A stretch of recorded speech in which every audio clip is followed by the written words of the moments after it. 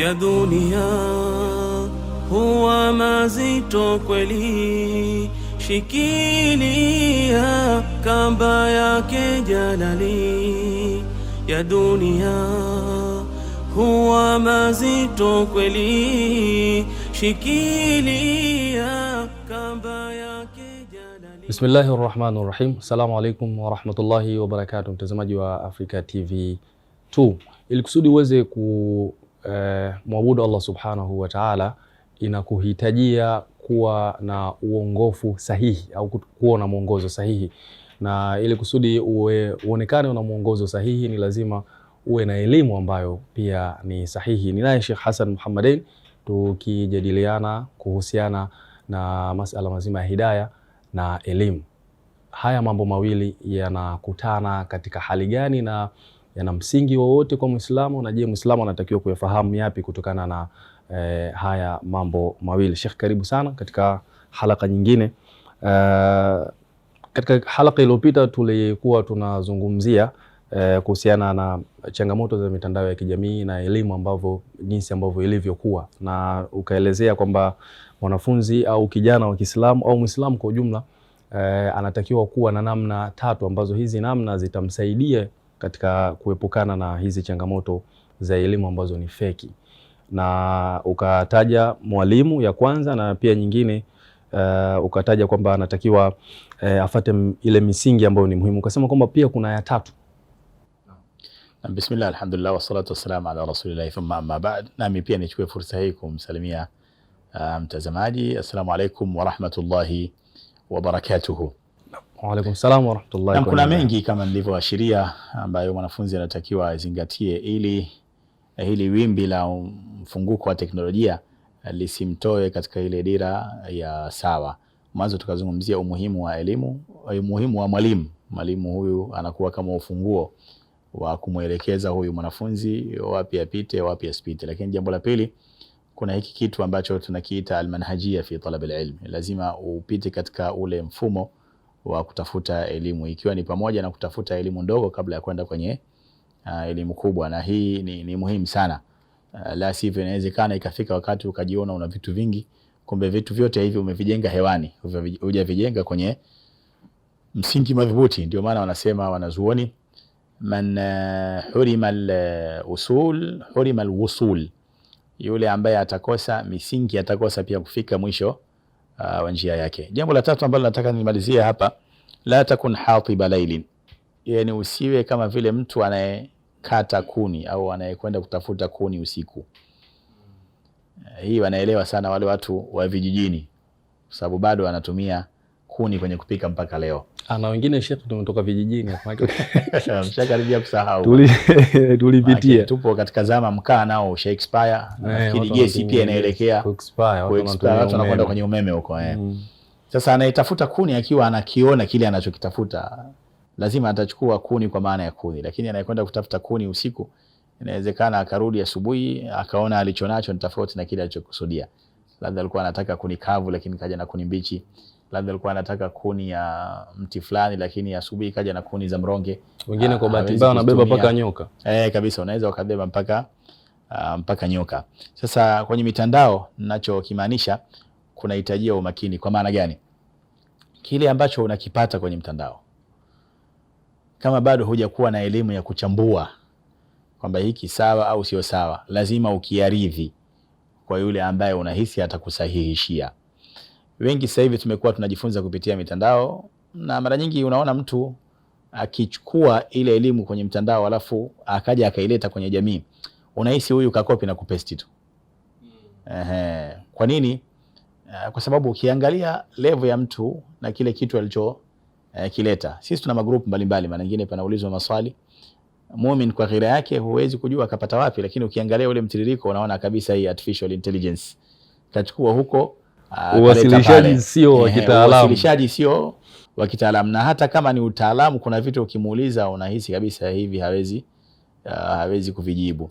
Sasa si vibaya kuchukua huko, lakini kile unachokichukua kama huna uwezo wa kuchambua mwenyewe, kujua hili ni sawa na hili sio sawa, ni lazima hicho kabla ya kukifanyia kazi na kukitangaza umpelekee yule ambaye una imani naye katika haya mashekhe, kwa bana nimeona 1 2 3 4 5, hili liko sawa. Inawezekana akarekebisha akakwambia liko sawa, ukawa unasambaza kitu ile hali una utulivu. Sasa hii nukta inawezekana ina mahusiano na nukta ya kwanza, lakini kuna sehemu inaachana. Nukta ya kwanza uwe na mwalimu, huyu ndio yule ambaye amekutengenezea ile misingi, lakini hii nukta ya mwisho inawezekana huna huyo mwalimu au kipengele hiki umeshakivuka wewe, lakini umekutana na kitu katika mtandao kimekuzidi uwezo. Kile kitu kabla ya kukisambaza, hebu kifikishe kwa yule ambaye unahisi anaweza akakuchambulia kwamba hili la sawa na hili sio la sawa. Baada ya hapo sambaza. Kweli watu wana ghera ya kusambaza elimu, lakini tambua kwamba unaposambaza elimu ambayo si elimu sahihi, kama ambavyo ukisambaza sahihi wale watakaoifanyia kazi una kheri, lakini ukisambaza ile ambayo si sahihi, pale watu watakapoifanyia kazi pia ni changamoto. Wallahi haya mabadiliko ya kielimu yameleta mabadiliko makubwa sana katika uwanja wa elimu. Lazima tuwe na tahadhari mno, na kuna baadhi ya watu wakishapita huko wanahisi wameshakuwa na sifa za kuzungumza. Mtu unajua siku hizi wanatembelea ile hiyo hadithi balighu anni walau aya. Balighu anni walau aya ni hadithi sahihi, lakini kwa nini mtume akasema walau aya? Hata aya moja, bi maana hata aya moja ambayo unaijua, una maarifa nayo, una elimu nayo. Sasa hivi kwenye mitandao watu wa shari wanasambaza shari zao, watu wa haki wanasambaza haki zao, na watu wa shubha wanasambaza kadhalika shubha zao. Juzi nimesikia mtu mmoja akizungumza kwamba suala la mtume alayhi salatu wasalam kumooa Bi Aisha akiwa na umri huo ambao tunaojua unatajwa ameanza maisha akiwa na miaka 9 na akamooa akiwa na miaka 6. Anasema hili jambo kihistoria halijathibiti. Kabisa sijajua yeye alikuwa anakusudia historia gani, lakini ni vitu ambavyo sasa vimeleta balbala kwenye akili za Waislamu. Alikuwa yule bwana ni Misri kama sikosei au ni Mtanzania? Huyo Mtanzania kabisa, anazungumza Kiswahili kabisa. Ni Mtanzania. Inawezekana wapo wengine waliozungumza hivyo, lakini huyu ninayemsema mimi ni Mtanzania. Kuna mtu kanitumia hiyo klipu, Sheikh kuna 1 2 3 hebu sikiliza. Mimi nikasikiliza tu nikajua hizi zitakuwa athari za mitandao, kwamba kuna sehemu kapekenyua akakuta 1 2 3 4 5, kwa sababu sisi Waislamu tuna misingi yetu ya rejea. Kitu kikielezwa ndani ya Qur'an, hata aje mtaalamu gani, sisi tunabaki na kile kilichotajwa ndani ya Qur'an. At the end of the day tutakuja kubaini kwamba yule mtaalamu ndo alikuwa wrong. Kitu kikija kwenye hadithi sahihi, muhimu kuthibitisha hadithi hii ni sahihi, basi kile kilichokuja kwenye hadithi sahihi inabaki kuwa ndio ukweli. Akija mtaalamu mwingine yoyote, labda tueleze kwamba hadithi imesema hivi na huyu kasema hivi, sasa kwa mujibu wa hadithi sawa ni hii, lakini kwa mujibu wa huyu sawa kwake ni hii. Sasa leo utakuta Muislamu anaacha hili lilo thibiti, anachukua lile ambalo limeelezwa na mtafiti fulani, na mara nyingine inawezekana huyo mtafiti akawa sio Muislamu. Inawezekana mtu anayesema haya kwa sababu kamsikia daktari fulani anasema kwa mujibu wa mwili unavyokuwa haiwezekani mtoto wa miaka 9 kuwa ni mke wa mtu kwa sababu 1 2 3 4 5, mtu yakamuingia yale. Sasa akaja na ujasiri kwamba hili haliwezekani, wakati hadithi ziko wazi kabisa katika Sahihul Bukhari, Bi Aisha radhiallahu ta'ala ni mwenyewe akijielezea, mtume kanioa nikiwa na umri wa miaka hii. Sasa kama mwenyewe muolewaji kaelezea, wewe kwa nini upinge? Wewe ulihusika kwenye hii ndoa? Ulikuwepo kwenye hii ndoa? Mhusika na tunajua ndio au hapana kwa maelezo ya wale waliokuwepo zama hizo. Sasa hizi ni athari ambazo zinawatengenezea baadhi ya watu ujasiri.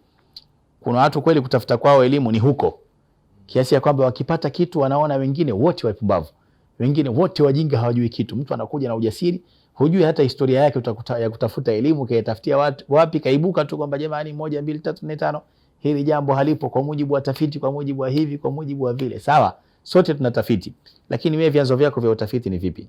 Je, vyanzo hivyo ni vyanzo sahihi? Kwa hiyo nafikiri hii ni nukta ya mwisho ambayo nilitaka nimalizie. Kile ambacho unakipata huko, kama bado hujaiva kukichambua kabla ya kukisambaza, kukifanyia kazi, hebu kipeleke kwa wale ambao unahisi watakuchambulia, alafu baada ya hapo utawakkal. Sheikh, tukimalizia katika hiyo pointi ya kuhusiana na kurejea kwa mashekhe na kwa wanachuoni, nao pia wanayo nafasi ya kuwa wanawafuata wenza wao kurejea baadhi ya masala, yani kwamba imetokea labda shekhe kauliza swali fulani, anayo yani labda upo kijijini unakutana na watu ambao hawajui chochote na wanakutegemea wewe ndio tegemezi lao. Wewe ukaulizwa swali alafu hilo swali ukawa mathalan huna ufahamu nalo au ufahamu upo kidogo, unayo nafasi ya kuambia kwamba hili swala sifahamu na labda niulize nitawapa mrejesho, na wewe ndo wanakutegemea ni shekhe. Hii sio khiari, ni lazima. lazima. Sio khiari. Yani unapoulizwa kitu ambacho hukijui, kwanza kuwa mkweli, sema sijui. Na hii wala sio aib, sio aib, kwa sababu hakuna aliyekusanya elimu yote katika wanadamu. Hata Mtume alayhi salatu wasallam alikuwa anateremshiwa wahi, kuna baadhi ya maswali anaulizwa anasema la adri, mpaka nimuulize Jibril, mpaka nimwombe Allah azza wa jalla alipofunuliwa kwenye hili. Baada ya kupewa ufunuo anajibu. Bali hata Jibril mwenyewe alikuwa anaulizwa maswali na Mtume hawezi kuyajibu mpaka muulize nani? Amuulize Allah azza wa jalla. Sasa mimi na wewe tutakuwa nani kiasi ya kwamba unaulizwa jambo hulijui lakini umeng'ang'ania? Unaona aibu kusema sijui? Hapana, wanasema la adri nisfu ilm, sijui ni nusu ya elimu. Al-Imam Malik alayhi rahmatullahi ta'ala alifungiwa safari na watu kutoka miji ya mbali, wakaja wakamuuliza maswali sijui 40 na ngapi, 40 sijui 40 na ngapi, sikumbuki ile namba, lakini takriban maswali 36 alisema sijui. Watu wanafunga safari, labda mtu robo tatu ya maswali kaja Dar es Salaam. Yalikuwa mangapi? Robo tatu tunasema ya maswali. Takriban au zaidi ya robo tatu. Akasema sijui. Wala hakuona kwamba aibu hawa watu wametoka mbali, kwa sababu elimu jamani ni amana na hakuna aliyebeba elimu yote. Kwa hiyo ukiulizwa kile ambacho unakijua, jibu kwa vile unavyojua. Kile ambacho ukijui sema sijui, na wala hakuna aibu katika hilo. Kwa hiyo hatua ya kwanza, kwa mfano huu uliotoa, mtu ameulizwa kitu ambacho hajui aseme sijui. Wale watu kama wana mtu mwingine wa kumuuliza wamuulize, lakini kama rejea yao ndo huyu shekhe, pia asione aibu kujifunza kumuuliza mwingine. Na hili mashaallah lipo tangu zama hizo na lipo mpaka zama hizi. Na ukiona mtu anafanya kiburi kwenye hili, hayuko tayari kumuuliza shekhe mwenzake au mtu aliyemzidi maarifa, hii ni ishara mbaya hakika. Wakati wa masahaba, mfano Mtume alayhi salatu wasalam, hawa masahaba jinsi alivyotuelezea, ametuelezea kwamba maarifa yao kwenye mambo yanatofautiana. Aliwahi kusema alayhi salatu wasalam kwenye hadithi akiwaelezea masahaba kadha, lakini nianzie kwa mbele, akasema aqdahum Ali, anayejua zaidi mambo ya hukumu ni Ali. Wa afraduhum Zaid ibn Thabit, anayejua zaidi mambo ya faraid na elimu ya mirath ni Zaid ibn Thabit. Wa aqrahum Ubay ibn Ka'b, anayejua zaidi mambo yanayohusiana na kusoma Qur'an ni Ubay ibn Ka'b. Wa alamuhum bil halal wal haram Muadh ibn Jabal, anayejua zaidi mambo ya fiqh halali na haram ni Muadh ibn Jabal. Kisha akaelezea kwamba hakika kila umma una muaminifu wake, na muaminifu katika umma wangu huu ni Abu Ubaida ibn al-Jarrah. Mimi nachukua hivi vipengele vinne alipotajwa Ali, Zaid ibn Thabit, Ubay ibn Ka'b na Muadh ibn Jabal. Hawa amewataja kwa fani tofauti tofauti. Huyu Ali akasema mtaalamu wa qada, Zaid mtaalamu wa faraid, Ubay ibn Ka'b mtaalamu wa Qur'an, Muadh ibn Jabal mtaalamu wa kujua halali na haram. Hii maana yake ni kwamba mkiwa na masala haya, mkitaka elimu makini kwenye hili, nendeni kwa fulani. Ndio maana wakati fulani mpaka kuna maneno yanatumika leo kama mithal, qadhiyatun la aba hasanin laha, yani panapotokea jambo zito linahitajia hukumu alafu ikashindikana, au kuonyesha tu kwamba lile jambo ni zito, inatumika huu msamiati qadhiyatun la aba hasanin laha, kwamba hili ni jambo alafu jambo ambalo Abul Hasan hayupo. Wanakusudia Abul Hasan ni Ali ibn Abi Talib, kuonyesha kwamba yeye ni mtaalamu wa kutoa ahkam, na Mtume alayhi salatu wassalam alimsifia kwa namna hiyo. Kwa hiyo inawezekana mimi kuna kitu najua lakini kuna vitu sijui, na wewe kuna kitu unajua na kuna vitu pia hujui. Labda ninachokijua mimi wewe hukijui, unachokijua wewe mimi sikijui. Kwa hiyo ninapoulizwa jambo silijui, kwanza niseme sijui, alafu pili iwe ni chachu kwangu kutafuta hiyo elimu. Hata kama hawa watu watatuambia usituulizie, lakini mimi si nimebaini hili silijui. Kwa hiyo nauliza kwa yule ambaye analijua ili ninufaike kutoka kwake. Kwa hiyo natakiwa aseme sijui. Kwanza aseme sijui. Wala maana unajua Sheikh, kuna maswala ambayo yanakuwa yanapelekea hilo swala kuwa kubwa zaidi. Mimi nimewahi kushuhudia baadhi ya maamuma walimsema vibaya Sheikh fulani kutokana na hilo jibu kwamba sifahamu kitu fulani. Kwa hiyo sasa ikafikia hatua hata baadhi ya vitu wakawa hawataki kumuuliza tena jibu lao, wanasema Sheikh bana yule hajui chochote bana. Lakini ukimwangalia kwa mtazamo wa kimaarifa unaona kabisa huyu bwana ni mjuzi wa mambo. Lakini hili swala lilijibu kutokana na hikma, na hivyo lazima kwamba ni lazima useme juu, kwa sababu kweli alikuwa halifahamu. Lakini sasa ilileta athari katika jamii kwamba ikawa kuna baadhi ya maswala hawamuulizi tena, sasa bana yule Sheikh bana hajui, hata ukimuuliza anakuambia hajui. Nafikiri jamii pia wanatakiwa wajue hilo, ili wasitengeneze mazingira magumu ya kupata majibu wakati ambao majibu hayapo. Lakini kikubwa ni kwa hawa wasomi wenyewe, wala yastahi ahadukum idha suila amma la ya'lam an yaqula la a'lam. Mmoja wenu asione haya anapoulizwa jambo ambalo hajui kusema sijui. Na siku zote angalia, mtu akiulizwa jambo hajui alafu akakurupuka kujibu, anakosa utulivu. Tofauti na yule ambaye anaulizwa akasema sijui, atalitafuta kwa muda wake ile swala ili alitambue, hata ikitokea tena baadaye anaulizwa tayari anakuwa ana elimu ya kutosha. Mmoja katika wanazuoni anasema mtu hawi msomi mpaka ajifunze kwa watu wa aina tatu. Mtu wa kwanza ajifunze kwa yule ambaye amemzidi elimu, na hii wala wasomi hawapati tabu kwamba anakwenda kujifunza kwa yule nizidi, ni kitu cha kawaida. Lakini anasema hatua ya pili, ujifunze kwa yule ambaye yuko sawa na wewe kwenye elimu. Yani yote mko level moja, lakini inawezekana kuna vitu mwenzako anavijua zaidi. Hata watu wanaweza kuwa darasa moja lakini kabisa. Lakini jambo la tatu, ujifunze kwa yule ambaye yuko chini yako. Wanasema katika faida kwa huyu ambaye yuko chini yako ni kujifunza tawadhu. Lakini pia tunaamini inawezekana mtu yuko chini yako lakini kuna vitu amekuzidi, anavijua zaidi kuliko wewe. Hii inamtengenezea tawadhu huyu mwanachuoni. Lakini la msingi, usiogope kusema sijui kwa kile ambacho sijui. Hata kama uko kwenye TV kama hivi, watu wanapiga simu mubashara, bwana tuna 1 2 3 kasema sijui. Kweli watazamaji watasema mmetuwekea shekhe gani huyo? Hata jambo dogo hili hajui. Lakini huu ndo uaminifu katika elimu. Kuliko kujibu ambacho hujui, utakuwa umewapoteza wangapi katika watazamaji. Bora waseme hujui kuliko kujifanya wajua kumbe hujui. Hii ni hatari. Shekhe, Muislamu anapokuwa anaanza jambo lolote ile tunaambiwa kwamba azingatie nia.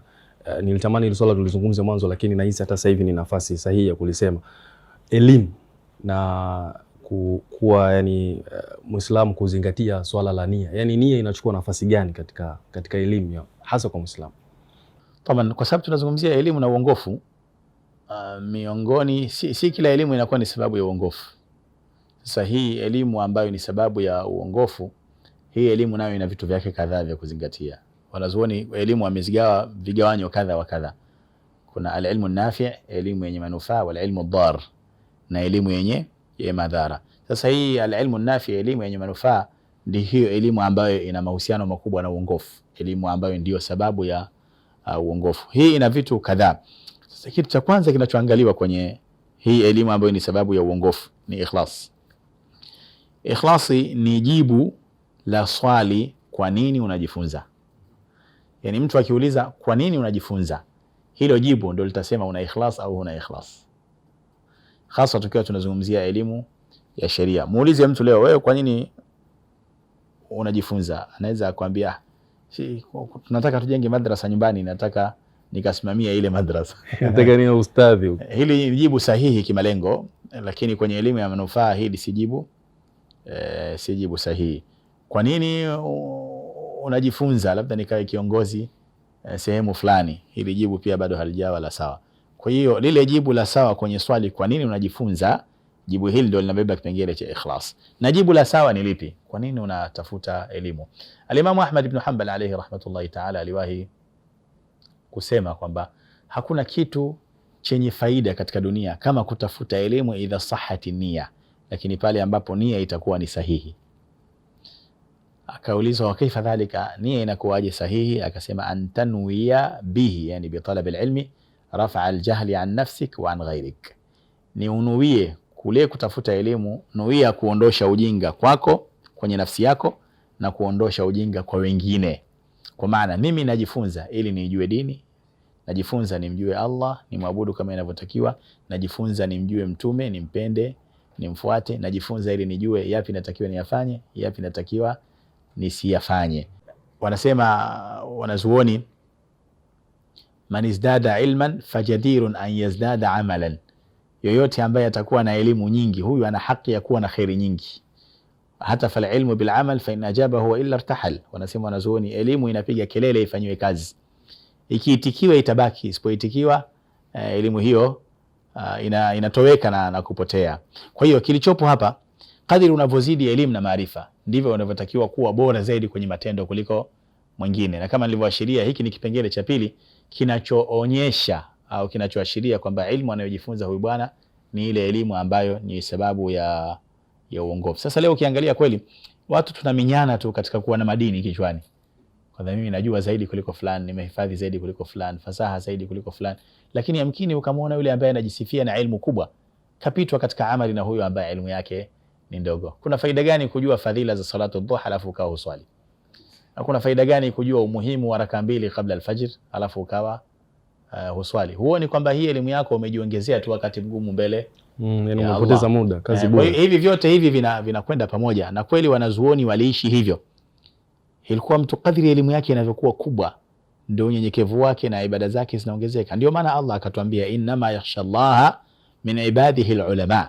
Kwa hiyo pakiwa na alim ambaye hana khashia, hana hofu ya Allah, huyu kuna sehemu kalegalega. Sio kwamba Qur'ani imekosea, huyu aliyetafuta elimu ndiye aliyekosea. Leo imekuwa ni kitu cha kawaida, yani nasallallahu salama, Allah tustiri, lakini wako baadhi ya wanazuoni, tuseme labda mashekhe kwa lugha iliyozoeleka, wanatuhuma mbalimbali na nyingine zina ukweli, na wala mtu hajistahi, haoni haya. Kweli kuna ubinadamu, lakini kama alivyosema mmoja katika wasemaji akiwa anazungumza na wasomi, akamwambia ya rijal alilm ya milha albalad man yuslihu almilha idha almilhu fasad. Kuna bwana mmoja, labda nitaje hiki kisa kwa mukhtasari tu. Kuna bwana mmoja alikuwa anamtaka mwanamke amuoe mwanamke ambaye alikuwa ndani ya ndoa, kama vile anemletea kadhia, kesi baina yake na mume wake. Yule shekha akavutiwa na yule mwanamke, akatumia hiyo fursa, akataka sasa kuharibu ile ndoa ili yeye aingie hapo, na akawa muwazi kabisa kwa yule mwanamke kwamba wewe sio kuteswa hivi, lakini ukifanya namna hii ndoa hiyo itakufa, alafu mimi nitakunusuru hapo. Yule mwanamke mashallah alikuwa ni mwanamke wa kheri, akamwandikia huo ubeti, akamwambia ukiniletea maana ya huu ubeti nitakubali mambo yako, alafu utanioa. Ubeti huu ya rijal alilm ya milha albalad man yuslihu almilha idha almilhu fasad, enyi watu wa elimu, enyi chumvi ya mji, nani atakayeitengeneza chumvi kama chumvi itaharibika? Yani kwa maana vitu vingi vinapoelekea kuharibika, nyama na mfano wake vinatiwa chumvi kabisa ili visiharibike, viweze kutumika. Lakini swali ni kwamba hii chumvi ikitaka kuharibika inatiwa nini ili isiharibike? Ni swali kamuuliza hilo. Sasa huyu shekhe kama vile hakuelewa, akapita pita akakutana na mwanazuoni mmoja, akamwambia hili ni pigo unapigwa hapa, maana yake wewe ni chumvi ya mji, wewe ni mwanazuoni. Yani watu wakitaka kuyumba yumba, mfano wa watu ndio mnatumika kuwarudisha pasawa. Sasa wewe mwenyewe ndio unataka kuyumba, sasa wewe chumvi unataka kuharibika, wewe utatiwa nini ili usiharibike? Kwa hiyo hakika wanazuoni mwisho wa siku inabaki kuwa na wao ni binadamu, wanakosea kama wanavyokosea wengine, lakini watambue nafasi yao katika jamii ni nafasi kubwa. Lazima kile ambacho wanakisoma sasa wakiishi kadri ya vile ambavyo itawezekana, na kuna vingine ni vyepesi tu kuviishi, mfano haya tuliotoa raka mbili kabla ya alfajiri, labda swala ya witri na vitu vingine mbalimbali. Sasa ile elimu ambayo inakuwa ina mahusiano na hidayah ni lazima izalishe, baada ya kupatikana ikhlas lazima izalishe hiki ambacho kinaitwa al-amalu bil ilmi, kuifanyia kazi elimu. Na elimu ambayo haifanyiwi kazi elimu hiyo haina manufaa kabisa. Sheikh Hassan Muhammadin, na nimefaidika sana, naamini hata watazamaji pia wamefaidika kwa ukubwa sana. Sheikh, kwa kumalizia, kwa sababu muda nao umekwisha kabisa, Waislamu kwa ujumla wamekuwa, mwanzoni unajua tulizungumza tukasema kwamba hizi elimu hazitakiwi kutenganishwa, lakini Waislamu wazazi kwa ujumla wamekuwa elimu ya sheria hawaichukuli kwa uzito mkubwa. Yani tukiangalia jamii yetu, maustadhi wanadharauliwa sana, hata mashekhe pia wana hali duni, hawathaminiwi katika ile hali ambayo wanathaminiwa. Yani inawezekana mwalimu wa jiografia au mwalimu wa physics akaletwa labda sehemu, akalipiwa hoteli ili kusudi tu kuja kumfundisha mtoto, lakini ikitokea hali hiyo hiyo kwa mtoto huyu anamhitaji ustadhi au shekhe aje sehemu hiyo, haitochukuliwa ukubwa katika namna ambavyo alivyochukuliwa yule mwalimu. Nasaha kwa Waislamu kwa ujumla kuhusiana na dhana yao katika elimu ya sheria ya Kiislamu, yani jinsi wanavyoitazama na kuifananisha na elimu ya dunia, yani wanaipa dunia ukubwa sana kuliko akhira yao. Nafikiri ni katika mambo ya kuathirika na yale mawimbi yanayopiga katika hii dunia. Watu wengi wanaamini kwenye kile wanachokiona, na mtu anaona kabisa mwanangu akisoma labda fani hii ya hii elimu nyingine, inafika wakati atakuwa na hadhi hii, atakuwa na nafasi hii, atakuwa na kipato hichi katika maslahi ya dunia. Lakini ukija katika elimu ya akhira, inahudumia dunia, lakini kiasi kikubwa inahudumia mustakbali wa maisha yetu, yani akhira zetu. Kwa hiyo wazazi wengi unakuta wameathirika, wamechukuliwa na wimbi hili ambalo linaikumba hivi sasa dunia. Lakini angalia miji ambayo inaipa elimu ya sheria hadhi, mpaka leo bado watu wanachunga ile hadhi ya elimu ya sheria, na inaonekana kweli elimu hiyo ina nguvu. Nenda mfano miji mbalimbali, sitaki kutaja hapa nchi hata moja, lakini ile miji ambayo inatambua hilo, hakika mpaka leo bado watu wanasoma kwa kasi, na wanazuoni wana heshima kubwa sana katika miji yao hiyo. Kwa hiyo hapa cha msingi ni kuzungumza tu na Waislamu, tuipe elimu ya sheria hadhi kama ambavyo imepewa hadhi, na hajawahi kula hasara yule ambaye ataipa hadhi elimu ya sheria. Na hii elimu ya mazingira kweli tunaisoma kwa malengo ya kufanikiwa katika dunia, lakini si kila aliye na hiyo elimu kweli kafanikiwa. Haiko hivyo kabisa, na wala mfumo wa maisha hauko hivyo.